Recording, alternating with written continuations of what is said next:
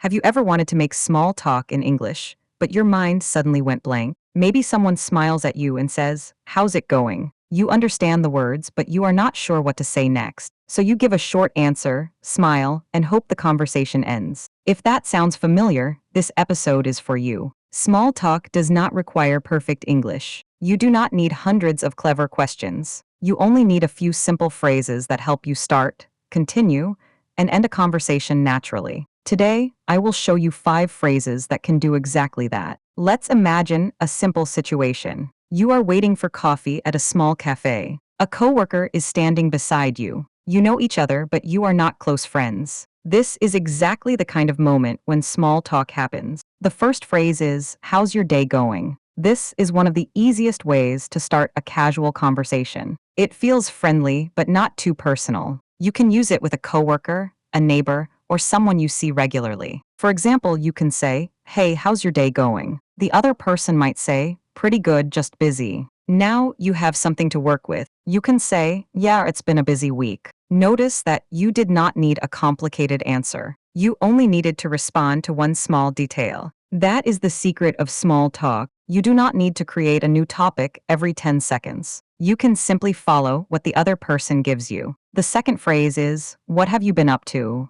This phrase is useful when you have not seen someone for a little while. It means, "What have you been doing recently?" But it sounds more natural in casual conversation. Imagine you see an old coworker at the grocery store. You can say, "Hey, good to see you. What have you been up to?" They might say, "Not much. I've been working a lot lately." Then you can ask one simple follow-up question. You might say, "Oh yeah, is work going okay?" One question naturally creates the next question. That means you do not need to plan the whole conversation before it starts. You only need to listen and react. The third phrase is probably the most useful one of all. It is, "How about you?" This tiny phrase can save you in many conversations. Why is it so useful? Because you can answer a question and then send the conversation back to the other person. Imagine someone asks, "Did you do anything fun this weekend?" You can say, "Yeah, I went for a hike with my family." "How about you?" That is enough to keep the conversation moving. You do not need to tell a long story. A short answer plus, "How about you?"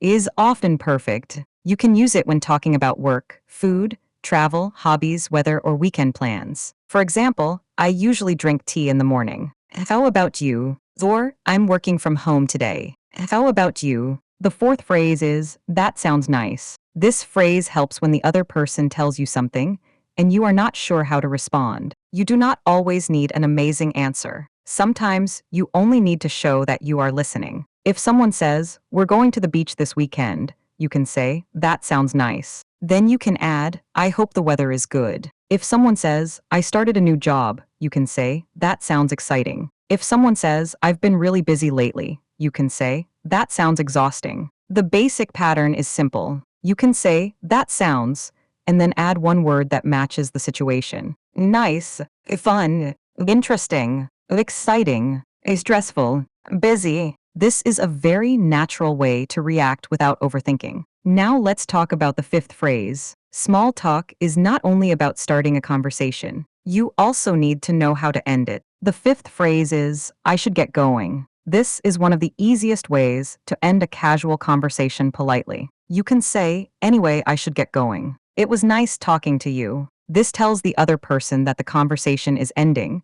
but it still sounds warm and friendly. You can use it with a neighbor, coworker, acquaintance, or friend. You can also say, "I'll let you get back to it." This is especially useful when the other person was already doing something. For example, maybe your neighbor is washing the car. You talk for a few minutes and then you can say, "I'll let you get back to it. See you later." That sounds natural because you are giving the conversation a clear ending. Now let's put all 5 phrases together. Imagine you meet a coworker in the hallway. You say, "Hey, how's your day going?" They say, "Pretty good. I'm just a little tired." You say, "Yeah, it's been a long week." Then you ask, "What have you been up to lately?" They tell you about a new project at work. You say, "That sounds interesting." Then they ask what you have been doing. You give a short answer and say, "How about you?" A few minutes later, you are ready to leave. You say, "Anyway, I should get going. It was nice talking to you." That is a complete small talk conversation. Nothing was complicated. You did not use advanced vocabulary. You did not need perfect grammar. You simply used a few useful phrases at the right moments. That is what real-life English often looks like. The goal is not to sound impressive. The goal is to make the conversation easy for both people. So here are the 5 phrases again. How's your day going? What have you been up to? How about you? That sounds nice. I should get going. If you remember only these 5 phrases, you already have a simple small talk system. You can start a conversation. You can ask about the other person. You can keep the conversation going. You can react naturally. And you can end the conversation politely. The next time you have a small talk moment, do not try to remember everything. Choose just one of these phrases. Use it once, then use it again another day. Real confidence grows from small successful moments. You do not need to become a different person. You only need a few sentences that help you feel ready. Thank you for spending these few minutes with me. Keep your English simple. Keep it natural. And the next time someone starts a conversation, you will know what to say.